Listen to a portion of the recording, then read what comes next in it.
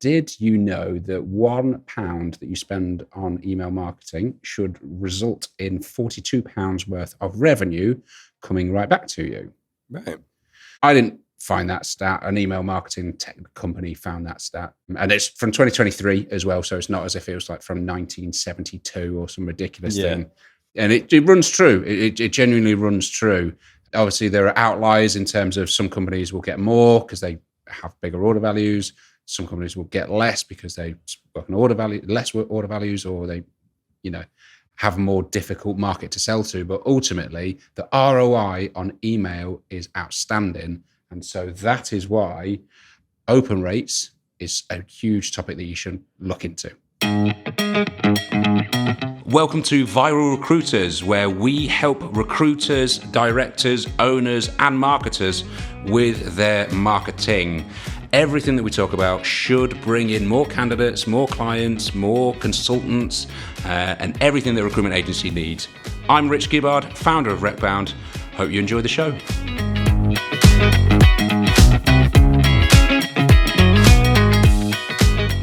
So what affects the open rate? So there's a few things that affect the open rate. I'll start off with the techie side of things first of all. And so this is dead. Please don't fall asleep. If you're listening to this, pull over. Don't be listening in a car because I don't want any blood on my hands if you're falling asleep at the wheel. So what you need to do is set up SPF, DMARC, DKIM records. What are they? Joe, what? Just pass them on to somebody else to fix. If you don't know what they are, just get somebody off Fiverr to do it, and it'll cost you about £10 for somebody to do it. And they're really, really useful because essentially what they are is like digital certificates to say that your email is genuine, right? And you need them, and it's just a non-negotiable, really. Just so you don't end up in spam. Exactly. So you get. It's more if you do send out loads of emails and you don't have these SPF records set up, it's more likely that you'll end up in junk and spam. And things like Microsoft and Google, so everybody works off either Office 365 or Google Workspace, they look for these things. And if you've got them, they're more likely to deliver the email. Right. If you don't have them, they're more likely to send them into junk. So that's number one. Mm-hmm. Number two is subject. I know this sounds really weird, but if you were to put in things like, well, this bit isn't weird. If you were to put in things like free or download here or... Yeah, like 100% of people of blah, blah, blah. Yeah, or anything that refers to Viagra or XXX, then you're just 100% going into junk. Yeah. Okay? But like on the serious side of things, free guide, download here, anything with the word leads or database, things like that, that you're guaranteed to go straight into junk. Right. The best bet is between 1 and 4 words. 1 and 4 words in an email subject. And you feel free to personalize it by adding somebody's name. So you could have something like for you, first name for you, Dan. Does that tend to help a lot more? It does, yeah, because if I was to email you internally, I probably don't even put a subject on. Yeah. Does it have a subject on? If it does, then it's a non-thought out subject.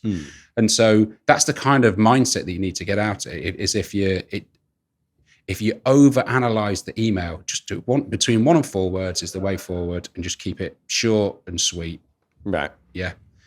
What you need to do now is check out our other episode on reply rates, because opening an email is one thing. You need to get the reply rates coming through, because anybody can have a load of emails looked at, but you need to get people replying back to you. So check out that episode as well.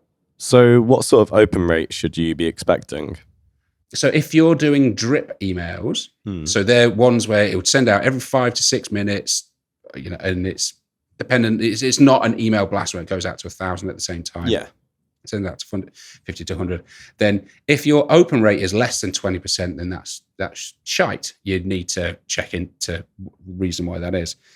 Anything over 50% is really good. Anything over 75, 80% is outstanding. But you should probably be aiming towards 40 to 50%.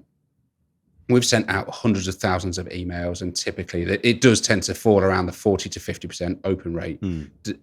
Sending an email to techies, you'll get less opens because they are very, very protective over their inbox. sending an email to sales people and founders, you'll get more opens. So it's not a hard and fast rule. Send it to IT nerds, less opens. Send it to commercial people, more opens, but 40 to 50% roughly. Having your emails opened is just one of the major topics to cover off when it comes to email marketing. Like I said, in other episodes, we discussed how we've made hundreds of thousands of pounds for recruiters based on taking candidates to market and good email marketing practices. So if you are looking for help with emails, if it's something that you want to invest in, and if you're not, then you should. But if it's something that you seriously want to consider as part of your marketing tactics, then please get in contact with me, and I'd love to catch up soon.